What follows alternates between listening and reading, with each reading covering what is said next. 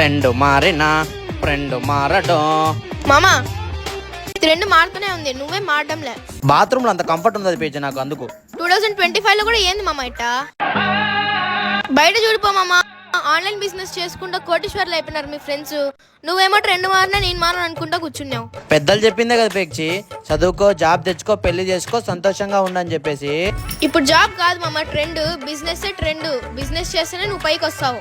1950లో plastic, 1960లో oil, 1970లో automobile, 1980లో కంప్యూటర్, 1990లో టెలికమ్యూనికేషన్, 2000లో ఇన్ఫర్మేషన్ టెక్నాలజీ, 2010లో నెట్వర్క్ మార్కెటింగ్, ట్రూ ఈ-కామర్స్. దాన్ని జనాలను దూరిపిచ్చేది, ఈరికిచ్చేది, ఇంటింటి పోయి అమ్మేది అని చెప్పి ఎగతాళి చేసినారు.